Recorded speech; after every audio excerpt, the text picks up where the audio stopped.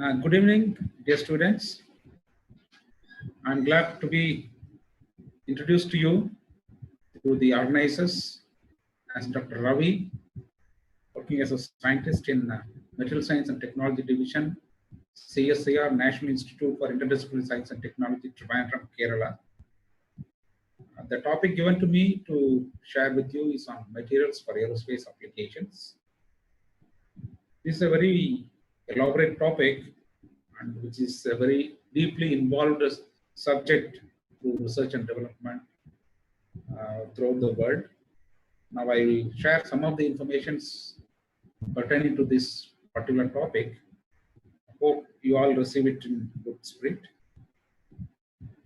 Aerospace materials as a whole is governed by one concept called fuel efficiency.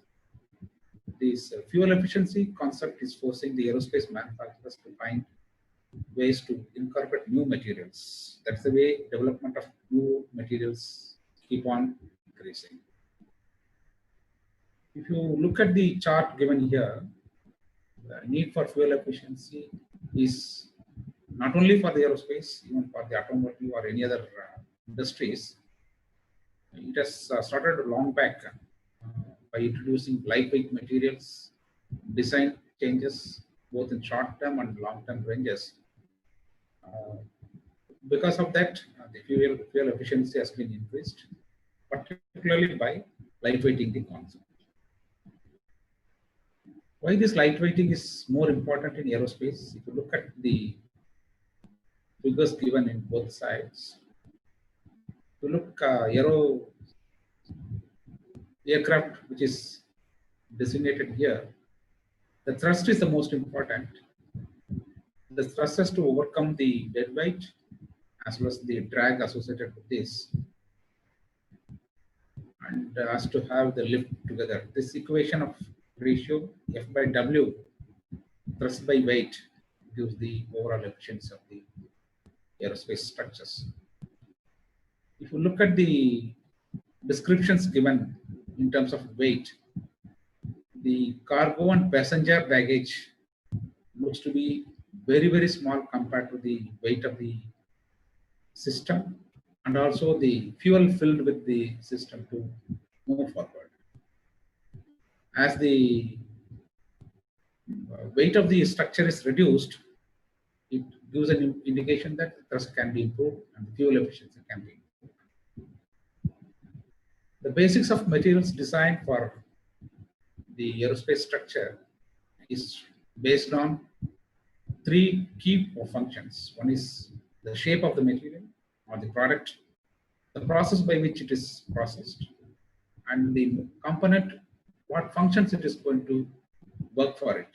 Depending on that, the material has to be chosen. In addition to that, there are other concepts or requirements like performance in terms of durability and the ability in which this product could be manufactured, that's a manufacturability. Then structural concepts in terms of its lightness, its heaviness, the temperature at which it is going to be operated, and also these are the basic ideas comes forward when the metals are designed for particular applications. From the metals perspective, again, I will give some other information which are most important. Physical properties, statistical and mechanical properties, durability and damage tolerance properties, environmental effects, producibility, and it's certified to be produced. If you look at physical properties, density is the foremost, as we have been discussing a little earlier also, that lightweight is the most important. Apart from the density requirements, thermal expansion, heat capacity, thermal conductivity, Poisson's ratio, and mechanical properties such as tensile, compression, shear, and bulk modulus. These are very important. But when it comes to the statistical requirements, keeping all of them in control, most important like tensile strength, compressive, shear, and bearing strength, these are taken into design considerations.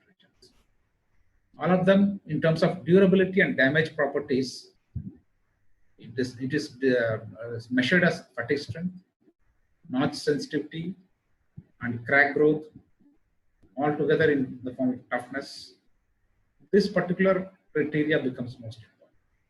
But when it comes to the environmental effect, temperature, humidity, its chemical resistance to corrosion and other things, and also wear and oxidation resistance, these are most important things.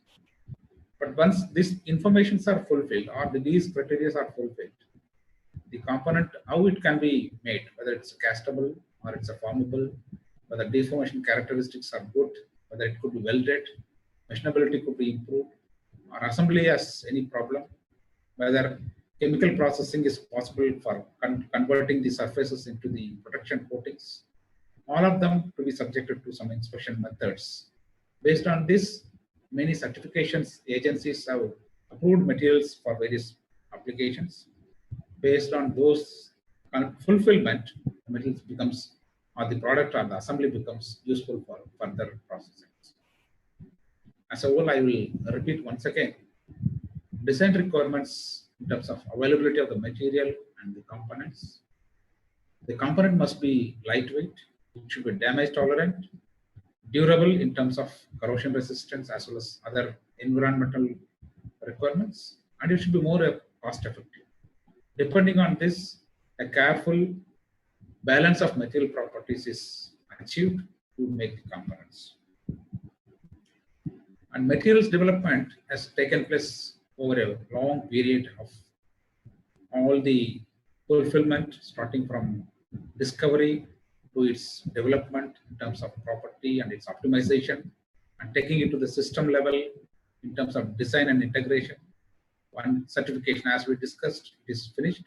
Then it is manufactured to the requirements and then goes to the deployment. Based on the entire requirements, the stiffness to weight ratio becomes very important for aerospace applications, out of which metals and alloys particularly plays a very, very key role. In addition to the metals and alloys, there are other materials like polymers, composites, glasses, and ceramics. Depending on the functional requirements, these materials are chosen for various requirements. The aerospace supply chain, from material requirement point of view, you look again, it is divided from design point of view and component manufacturing point of view, assembly and sub-assembly point of view, and leasing and financing point of view. Those things are not covered detail in our discussions. More than that, sales and distribution, MRO services and after services are all part of the supply chain. But mostly we will be dealing with the design perspective, component manufacturing, and assembly and testing perspective. This is one typical example where material development based on needs is well explained. If you take the aircraft structure as a whole, at the front, it looks for impact strength. At the next level, at various levels, impact strength is most important. And the structure goes through various fluctuating loads. So that means for every loading conditions, the structure must be able to withstand and function to its fullest requirements. Then comes, in the case of long associate structures, should be free from bending and there should not be any deformations, and it should have the capability to withstand the shear stresses involved in all the jointing places. Both compression, tension, and bending are the important criteria for its applications. A typical example of stresses associated with A380 structure is taken into consideration to discuss a little bit about it. In the upper fuselage system, the crack growth, residual strength, and static strengths are most important. But when it comes to the lower fuselage systems, static strength, buckling and stability system, and corrosion resistance are important. A combination of both, leading, as we discussed in the previous slide also, hoop stress, shear stress, compression due to bending, shear stress due to transverse and shear and torsions. These are the criteria on which both material, components, structures, subsystems are designed and tested for its usages. I'm a little bit elaborate in giving the details of aircraft structures and its property requirement at different locations. For example, in the case of nose, which covers nose cone, cockpit, nose landing gear, bay, everything. Where the most important structure requirement is compressive yield strength, modulus of elasticity in compression, fatigue initiation, environmental and FOD resistance. Whereas the fuselage, as we discussed a little earlier also, which involves skin, circumferential frames, bulkheads, main landing gear, bay, everything. There the requirements are strength, Young's modulus, fatigue initiation, fatigue crack growth, corrosion, and all other important related activities, requirements such as fracture toughness, and they are the limiting factors for the designer. When wings is taken, wing box, leading edge and trailing edges, ribs and spars, stringers, and all the flaps and slides associated with that, and fuel tanks, and engine mounts. This particular area is more important in terms of complete requirements like compressive, yield strength, modulus of elasticity, compression, tensile, yield, modulus, tensile modulus, resistance to alternate and internal inertial loadings, fatigue, bending and torsional stiffness, damage tolerance, resistance to FOD, and corrosion, hail damage, and crack propagation. These are the important property requirements at these wings elements. Same the way in the empennage, the horizontal stabilizer, vertical stabilizer, elevator, rudders, all connected together. There, the modulus of elasticity, compression, bending, torsional stiffness, resistance to alternate and inertial loadings are important. This particular link of various technologies involved in the aircraft or the aerostructure, it starts with dealing about the integrated product process development, which involves generally using CAD, CAM, and CAE techniques for all its processing, and the avionic structures are involved. Then materials for all the structures are designed. Then it's manufactured and brought into systems integration, and it is then navigated for all the communicational attachments, then tested for its reliability, and then put into operations. This is all possible through advanced manufacturing techniques and also through quality assurance and certification methods. So everything is well connected, and one has to be fully equipped to learn all the intricacies of these connectivities and their information so that the perfect engineering skill can be developed.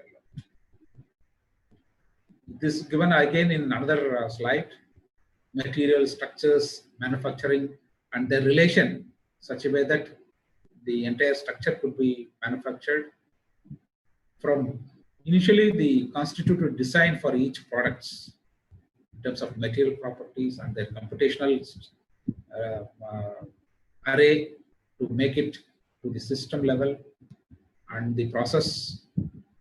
And once the process is perfectly taken forward through quality assurances as well as simulations, and it is further scaled up to manufacture it in the larger sizes and larger numbers, and then goes to the system assembly and tested for its complete functionings, then taken to the vehicle levels. So in each and every stage, material development, process development, producibility, manufacturability, and system manufacturing, these concepts, everything is involved.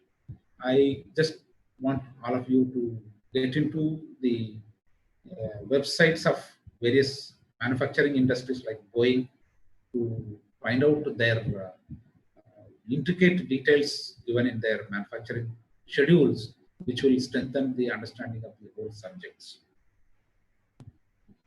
To put it further into the brief, particularly for process and product development for the aerospace structures, alloy selection is most important based on the market analysis and availability, and which involves before that lab scale studies and primary processing, secondary processing, heat treatment, metallurgical characterization, buildability, corrosion problem, All are studied in details to make material selection. And those materials which are identified and designated are only to be manufactured for making any products for the aerospace structures. And those after the certification at different levels, pilot scale processing is permitted. And even at that stage, every location's metallurgical characterization in terms of material, product, process is involved. This leads to next level of product manufacturing and assembly and applications. At every stage, its manufacturing informations are properly documented and certified for verifications, because safety of the entire system is involved, which is much more important. And all these documents has to be preserved for years together in order to assess its readiness in terms of fitness, and also in case of any uh, uh, damages happens in the running system or during overhauling, that needs to, these records needs to be verified to cross check whether properly it has been followed, so that repeatability of the mistakes can be avoided.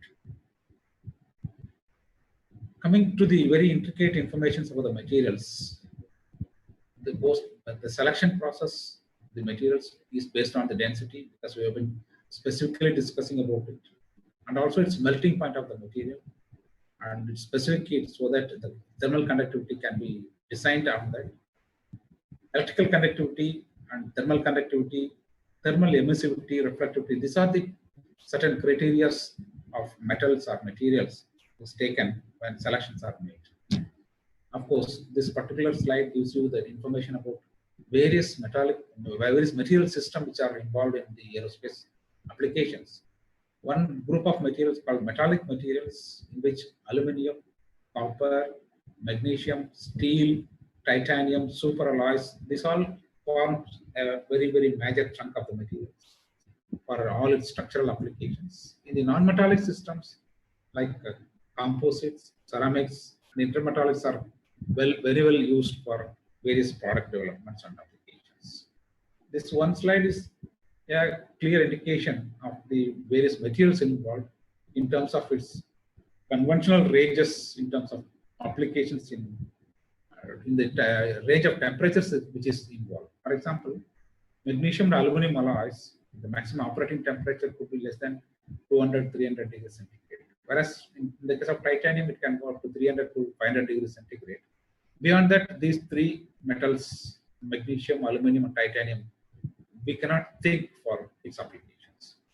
But when it comes to the temperature range of 1000 and above, only nickel-based alloys can be thought about it. Beyond 1800, 1600 to 1800, only cobalt-based alloys can be possible. So in between these temperature ranges, there are transitions. There are other metallic systems as well as ceramic systems also brought into applications. Yeah, one has to be very clear about this particular slide. If you look at the aircraft structure, when it is assembled, it is a structure ready to be deployed. But the intricate information involved in the entire array of activity is that before full system is available for takeoff, it is assembled into small subsystems and brought into the full system. But those subsystems, if you divide it, they are made into different components. And those components, if you look down, is made of different materials of different size, shapes, and orientations. And those materials, if you go into the details, they are governed by the microstructures and various process methods by which this microstructure has been obtained.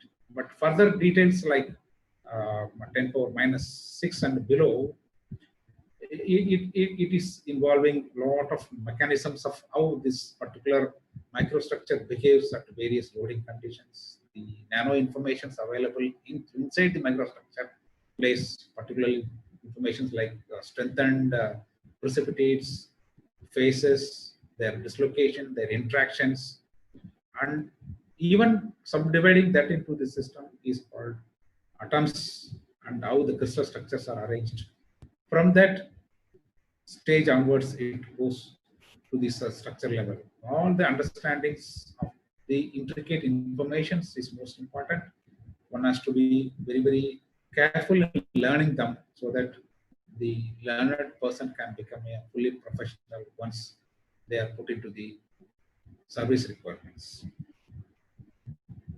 Of course, if you look the history of the material adopted for various aircraft structures, starting with 1900 year and onward, at 1900s, wood and steel in a very, very rough manner, it was built to fly in the air.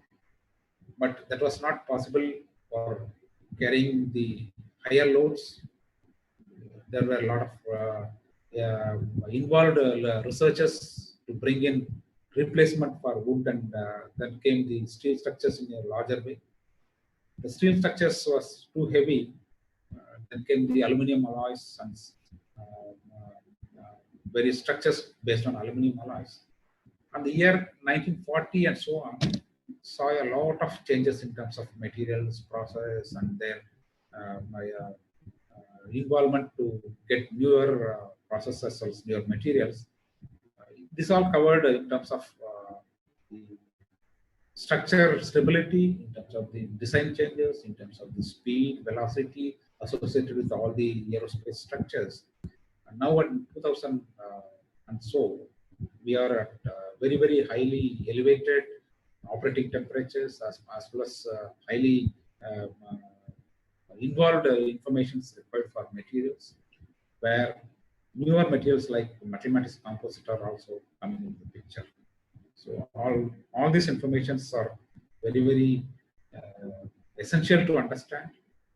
More than that, the components, individual components, how they are to be processed, how they have to be assembled, how they have to be tested, how they have to be redesigned to make the entire structure of aerospace, aircraft or aerospace structure. This is more important.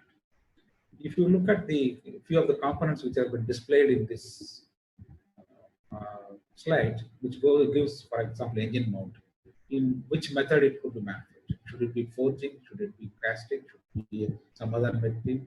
Or it involves any welding? That's this are the engineer's job to design in a very, very sophisticated way such that all the test procedures could be followed without any deviations. Yeah, this is again one more idealization how various requirements of the components could be taken into picture, whether it should be from particular material, whether it should be from particular design, whether it should be from particular method of manufacturing, all involves, but everything is based on the loading conditions to which all these components has to be subjected, like whether compression, tension, bending, and maybe fatigue and thermal creep, high temperature involvement, all those things. For entire loading conditions, there are specific targets to be fixed in each applications, like strength, buckling strength, bending strengths, and so on. Of course, vibration as well as accelerations are also more important. Taking these two few considerations only, all the components like fuselages, shafts, or compressor blades, turbine blades, everything is designed. And very, very sophisticated components like turbine blades, nozzles, they are seriously put into test conditions and qualified for its applications. And those are very, very important to understand in day-to-day operations. Of course, this is some of them are repeating here. Major manufacturing technology involved in aerospace structures is in terms of whether it's non-ferrous or ferrous. If it is non-ferrous, temperature requirement is less compared to ferrous, because the melting points are lower for non-ferrous compared to ferrous materials. And here also the joining methods and various machining techniques and cutting processing involved, whether the chemical processes are there to do the coatings and so on. These are taken into consideration for manufacturing. Of course, these are one more slide which gives you how the component could be manufactured, which material to be chosen for various applications. If it is really a forging requirement, which alloy can be chosen, whether it should be mild steel or aluminum magnesium alloys, or it should be free cutting tool. It all depends on the ability of the material to be forged to make a shape. For none of the particular conditions, all the materials are suitable. Depending on the force requirement, one has to choose the material. For example, molybdenum alloys need not be utilized for lower applications. It has to be very high-end applications. It involves high temperatures as well as high loading conditions. Whereas in the case of mild steel and aluminum and magnesium can be used for low operating temperature as well as lower operating loads.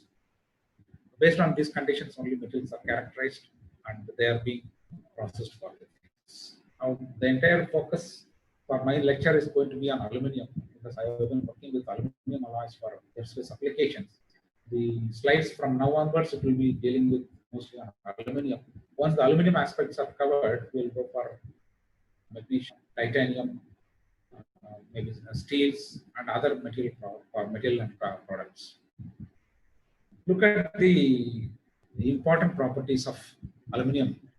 Its capabilities are it can save fuels, it will be increasing the range of operations, increase the payloads, and higher speeds can be achieved for the vehicles, and maneuverability is very high. It is having very high stability both from the skin as well as at the component level inside, and it involves lesser maintenance, lower cost including that.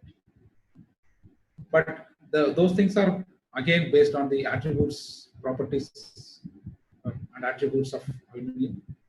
It's having very high strength to weight ratio, low density, excellent corrosion resistance, easily weldable, and it could be used for forming the different sheet metal components because bending is easy and machining is possible.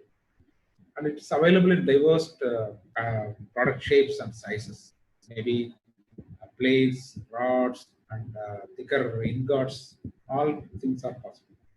And it is having very high thermal and electrical conductivity, so that heat generation, whatever comes in the system, can be easily sent to some other locations, or it could be radiated easily, so that the structural system becomes stable, and it's recyclable. It is non-magnetic in property. So aluminum finds greater applications in the aerospace space.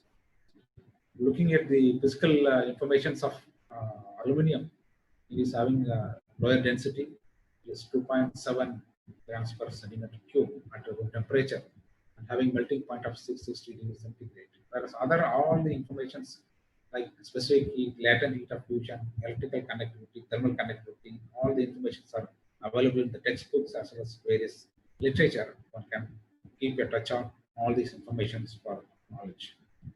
Why aluminum becomes more important in terms of its availability, its processability, and its value.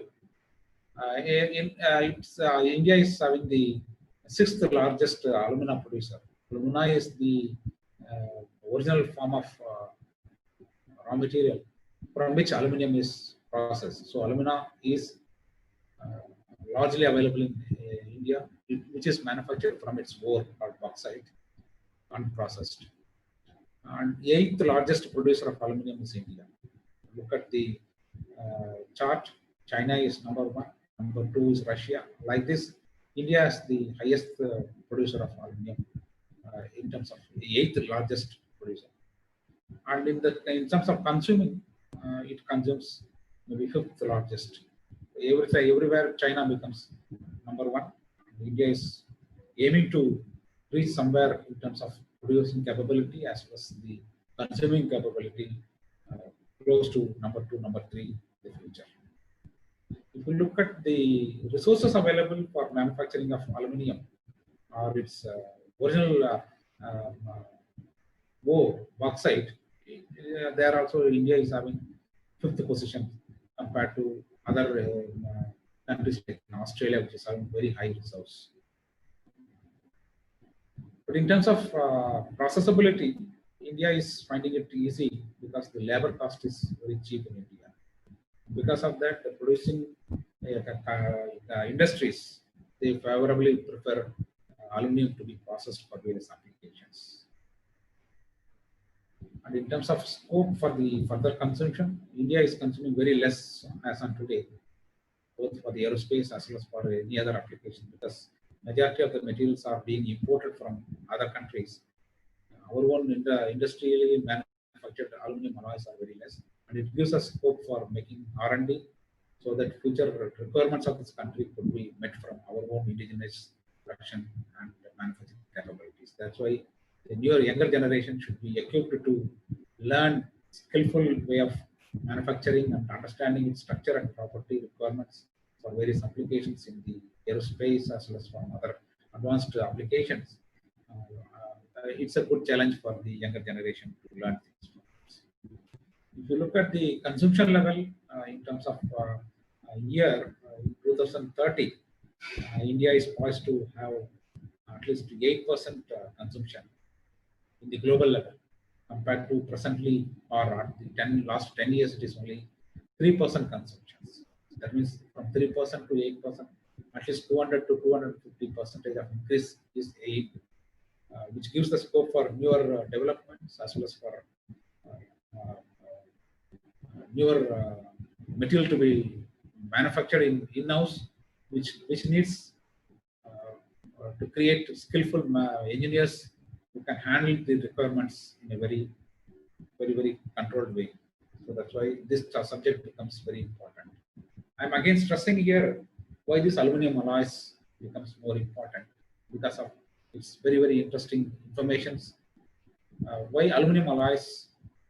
Because of its lightness as well as easy processability. Apart from all other good properties which we have been discussing in the previous slides, production of aluminum is easy, and all the physical and metallurgical characteristics have been well understood in terms of heat treatment and their structures and mechanical properties evolution of all aluminum alloys. The entire information like corrosion resistance and its different types like cast iron, aluminum, wrought alloys, and its composite manufacturing. These are very important topics which need to be covered in the subject coming in the future. As we understand, aluminum is manufactured from its original ore called bauxite. It's available plenty in this country. We will not go into those details. Why aluminum alloys? As we have again discussed various information like lightweight, high thermal conductivity, electric conductivity. Because of that, it finds a lot of applications. Now it comes to a comparison with other material like steel. Why this has to be, and where does it stand in terms of its tensile strength and properties? If you look at the comparison chart, when tensile strength something around 300 to 350 or 500 megapascal, aluminum becomes the preferable material. Because of its lightweight, also lower strength, it can easily get considered for all the products in the systems. But when it comes to very high temperature as well as a very high strength requirement, aluminum will not become the candidate material, whereas steel, very high strength steels, stainless steel, and other materials like cobalt, they become the prominent material for high temperature and high strength applications. But in terms of specific strength and elongation also, it looks aluminum alloys having very good capabilities. Like 7000 series alloys finds a lot of applications on par with other steels. In terms of cost comparison, it is lower than titanium, but much cheaper material is steel. That's why steel is the first preference in terms of all the structural requirements. Only place where density can be thought about, aluminum becomes more important. Magnesium is specific to some applications only, whereas titanium is trying to enter into the domain of aluminum as well as steel because it is versatile in terms of cost as well as operating and capabilities and characteristics. This is another slide which gives the clear indication of various aluminum alloys which has been developed at various stages, starting from 1910 to 2020, 2020, and so on. Uh, uh, Various alloys like 2000 series, 7000 series, 6000 series, and recently 5000 series are also coming to the picture. All this classification will involve a detailed information about chemical composition, how this is processed, how they are made into products like blades, sheets, and so on. That will be a different subject to deal with, which we can come little later for our discussions.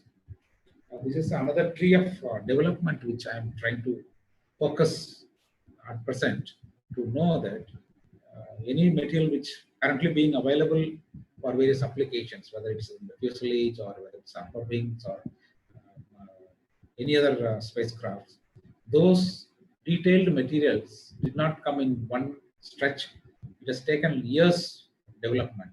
For example, from 1930 and onwards, 2000 series alloys have been the dominant alloy, whereas in now 1960, those 2000 series alloys, uh, some of their disadvantages have been overcome by other developments like 7000 series alloys. Those 7000 series kept progressing like anything for various applications. Because of that, 2000 series alloys got diminished in numbers, but still it is serving at different places. But whereas 7000 series alloys is having some other characteristics which to be discussed, like stress corrosion cracking, which are very, very prominent problem in that. But some places where those failures are not very prominent, still it is replacing with steels for various applications. Yeah, in terms of usage, for the last so many years, almost 70% of the aircraft structure and components was manufactured by aluminum. Whereas now, typically in 2000 and above, only around 20% of aluminum is being utilized, whereas other materials like carbon fiber reinforced polymers have taken a lot of structural applications. And engine components are also upgraded, and various other components or other materials are coming into picture. This is a typical applications in terms of aluminum alloys as well as other material. Some of them are given with different colors, like still titanium alloy, 2000 and 7000 alloys are prominently used for aircraft structures.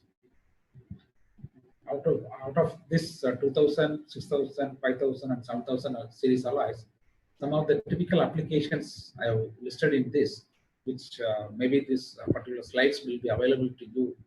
You can master it by reading through it on what grounds all these alloys are typically put into applications and where does it stand in terms of its usages. Like 7000 series, we have discussed a little bit to elaborate. They are used for manufacturing high strength alloy components because it is strengthened with aluminum elements like copper, magnesium together in terms of 1.6%, 2.5%, and zinc is available in 5.6%. Combination of these three elements strengthens the alloy through precipitation hardening techniques. Because of that, very high strength, much higher than steel, also could be achieved in the fully heat-treated conditions. Such alloys are having very good machinability. Only as I told in the previous reference, that it is having stress corrosion cracking as one of the problem. Leaving that, this particular material is very, very vital material for aerospace applications. If you look at the number of components which has been displayed at the end for various applications, you will understand that aluminum is having widespread applications, both from component manufacturing for castings, forgings, and also rod products. This is one typical structure for aerospace, where still 2000 and 7000 as well as 5000 and 6000 series aluminum alloys finds a lot of applications in the launch vehicles. Next to aluminum is for titanium, only for specific application like compressor blades and turbine applications. For very high temperature locations, superalloys and other high temperature alloys are being used. This is one typical slide which gives you the indication of the size and shapes of the aluminum alloys which is being manufactured. Each ingots weighing around 10 to 20 tons is manufactured in our own country, of course, but the original technology belongs to some other country. Those alloys are being manufactured and put into use for applications. But those manufacturing techniques needs how the microstructures are evolved when it is made by process called direct chill casting. That is the only technique on which this big castings can be manufactured. To have the uniform microstructure, the heat dissipation during solidification is most important. Those analyses and their understandings are much more important, which needs a thorough knowledge of how the castings can be manufactured. And apart from the ingots of bigger sizes, strips and plates can also be made by continuous casting techniques, which is displayed with this here, where the liquid metal comes into contact with the revolving or rolling metal mold structures, which is compressed with another revolving dies. Through that, the process of continuous plates and strips can be manufactured. These are put into different stretching operations as well as heat treatment. After this, it's cut into shapes and packed for applications elsewhere. It goes for further processing like thinning and also sheet metal manufacture. Those sheets are further processed by annealing and other techniques to make it very flexible and usable for various sheet metal applications. In the entire manufacturing of aluminum alloys, it needs to be understood from its metallurgical characteristics like microstructure. Microstructure is further characterized by dendritic cell sizes and dentate arm spacings. And in between this dendrite cell and arm sizes, there are other microstructural features like second phases and eutectic structures which are solidified. Those, the size and shape of those second phases as well as the grain size is most important, because finer grain size will give the very desirable microstructures and good mechanical properties. A knowledge about the metallurgical behavior of this entire material is based on the microstructure which evolves during solidification. So understanding of this finer information is much more important to understand how this material can be put into application for various applications. Of course, we have been discussing a little bit about the grain sizes. It all depends on how the grains are refined in the liquid state during solidification. That is by using elements like titanium aluminite, very finer crystals, which is dispersed inside the liquid metal during solidification. That gives rise to finer microstructures because they act as nucleation sites for finer microstructure to evolve. Those informations are very vital. And this is another typical example of industrial manufacturing of this ingots, how the continuous castings are manufactured to give the products of various sizes and shapes. Of course, the still finer microstructural details can be thought by analyzing the various informations available in the ingot itself, which is subjected to solidification during manufacture, where the macrostructure details are given, which is very important for understanding the further processing of the material. Of course, how the aluminum alloys could be made for the useful applications based on its ability of the elements like magnesium, copper, zinc, and silicon to form aluminum alloy for its structural applications. Apart from these strengthening elements like magnesium, copper, zinc, and silicon, there are other elements like chromium, manganese, and zirconium is also added to make the alloy and different compositions. Based on this only, various alloys like 2000 series, 5000 series, 3000 series, 6000 series, and 7000 series alloys are classified, which may take some more time for us to understand how it is. But everything is based on one concept called how much alloying element can be soluble in aluminum. The solubility, higher the solubility, the better the alloy is in terms of its process abilities. But when it comes to the heat treatment, whether the soluble element will form a precipitate during heat treatment or not, depending on that, the alloy elements are chosen. For example, uh, copper is well known, like duralumin, which is containing the aluminum 4% copper, is a very, very well known material for last maybe 50, 60, 70 years. Based on its capability, various products have been manufactured and put into applications for various products. But still, copper being slightly heavier, alternate materials are being developed using elements like magnesium, silicon, and maybe some small amount of titanium and so on. Of course, now the latest alloys are based on lithium also. Lithium is the lightest element which could be added to aluminum alloys. Those informations we can discuss a little later. Of course, based on the alloying capability, this particular group of alloys are being formed, like aluminum alloys with zinc to gives rise to aluminum, zinc, magnesium, copper alloy, which is equivalent to this 7000 series alloys. Whereas in the case of aluminum silicon, which gives rise to aluminum silicon, copper alloy, or aluminum silicon, magnesium alloy, which is age hardenable and which could be castable.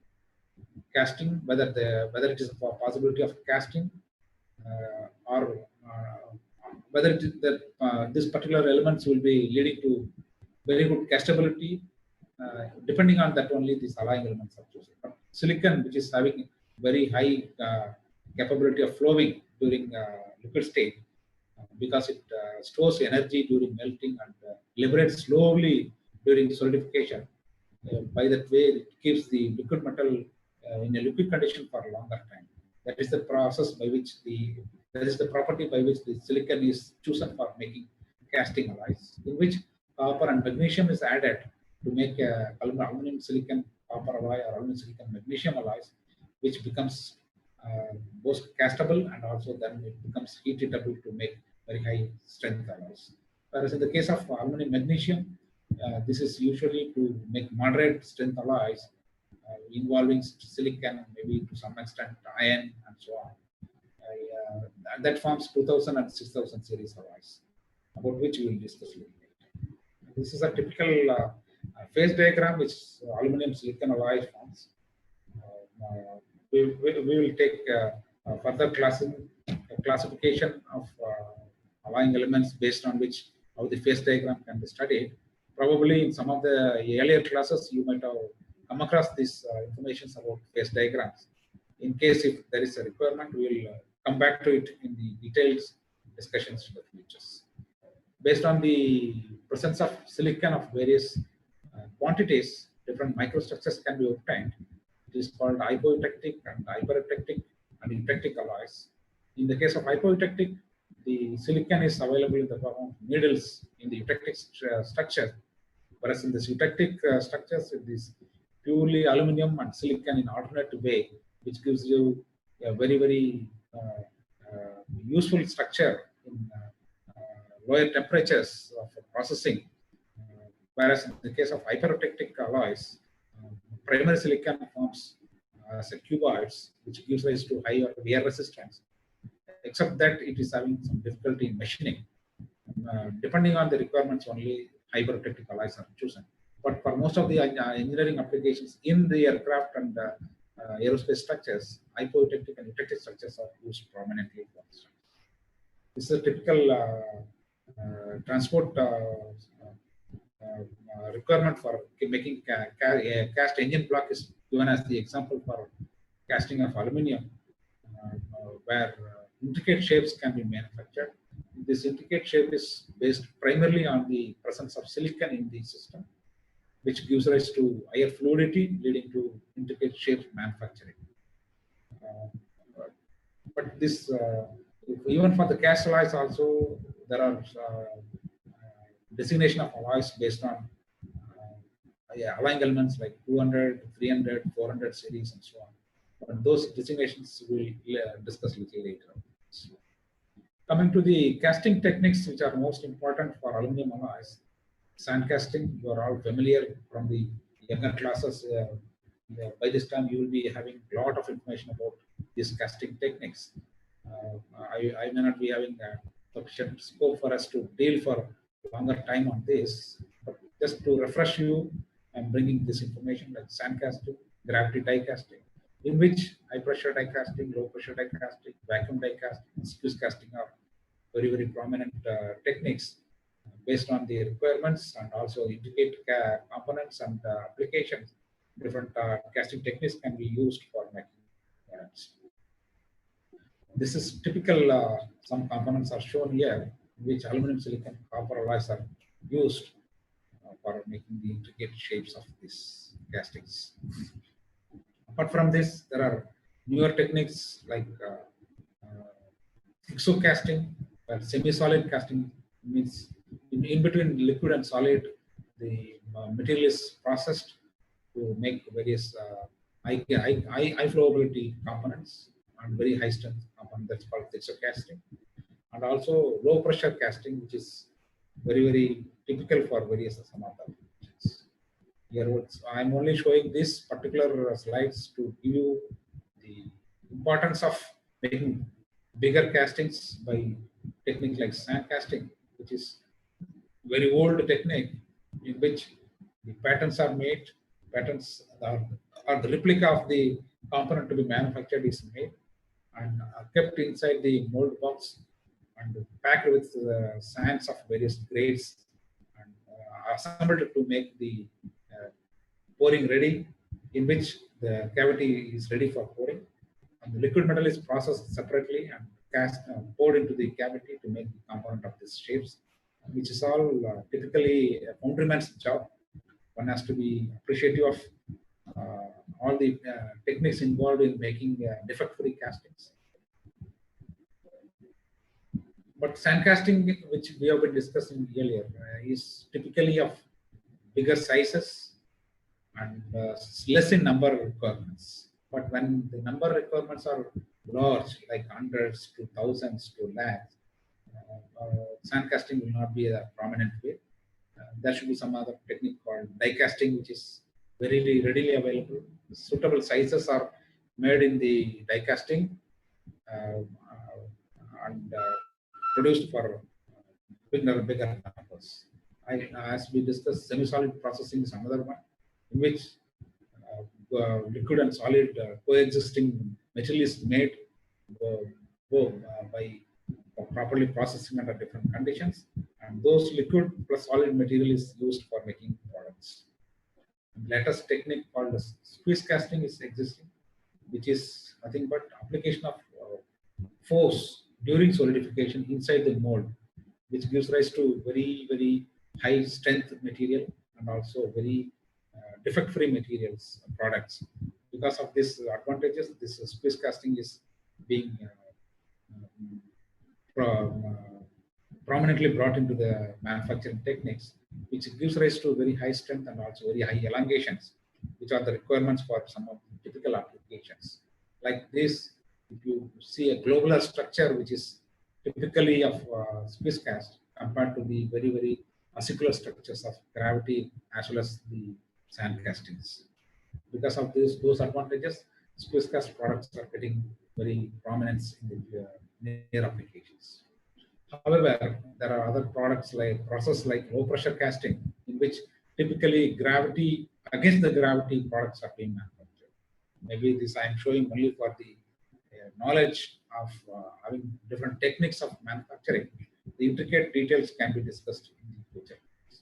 Here, typically, it is explained by the molten metal is brought in contact with the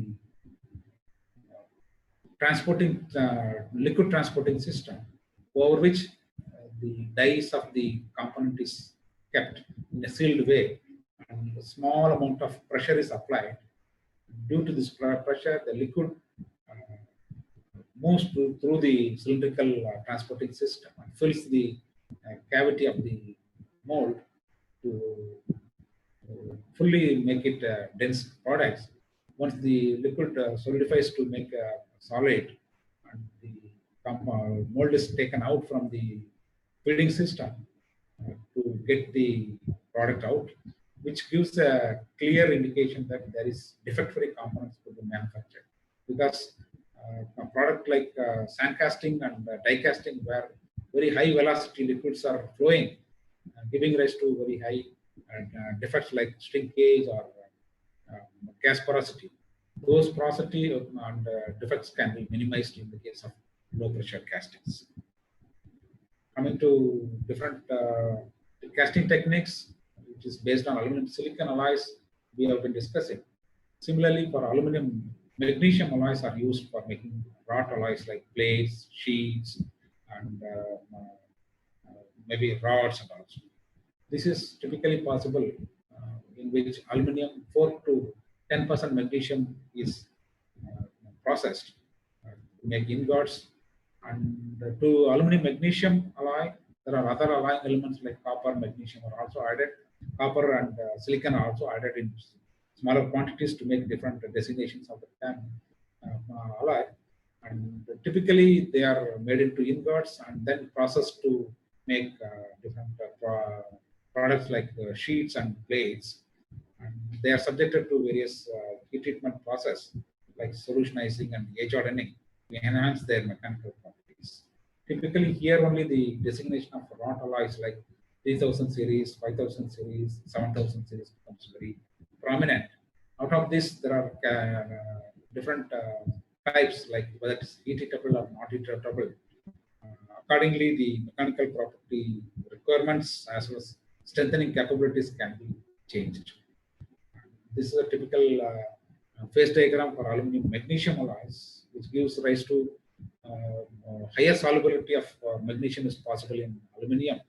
Because of this, some magnesium ranging from 4 to 10% is usually used in the manufacture of various products, particularly for aerospace applications. Because magnesium is lighter in density. Combination of aluminum and magnesium together makes it a viable product for various applications. In terms of strength, crashworthiness, formability, and other property requirements, this aluminum magnesium containing alloy becomes very, very useful. This is proved to be very high in terms of usages for various applications because certain amount of magnesium and silicon combination makes different alloys like 6000 series, 6060, 6063, 608082, and so on. Various alloys can be made, and this finds a lot of applications. Yeah, this is a typical flow diagram in which initially cast ingots by alloying with various alloying elements like copper, magnesium. You can make slabs and billets, and those slabs and billets are processed further to make forgings, profiles by extrusions, and sheets and other things. These are the entire group of activity for the aerospace applications, typically for the wrought alloys. Apart from that, these are some of the secondary processing like rolling, extrusion, drawing, and such process is also prominently used for making products. And typically, the microstructures of various fineness can be achieved by different processes like rolling, forging, etc. Only for understanding, I brought this particular slides here. Finer microstructure can be obtained by subjecting the material at very, very high speed and high loading conditions and rolled to make smaller shapes, which gives rise to very high strengths. There are other programs, process like severe plastic deformations. Those are all latest technologies in which very high strength alloy and very fine microstructured alloy can be manufactured. And it could also be used for welding various latest technologies like friction stir welding to make the products and assemblies are possible. There are these aluminum alloys are further processed by laser beam welding, which is very, very prominently coming for the both automotive as well as aerospace structure applications, about which we'll be dealing little later in these things. By discussing so much, I think I am covering some of the aspects of various materials of aluminum, various materials required for the aerospace structures, and prominently aluminum we have discussed. In the future lessons, we will take up material like steel and other materials which are very important, titanium and other materials which are important for aerospace applications. With this, I am ending now. If there are any questions, I will stay with you to answer to some of the questions. If answers are readily available, I can give. Otherwise, I will note the questions and come back to you for answering in the next classes. Thank you very much.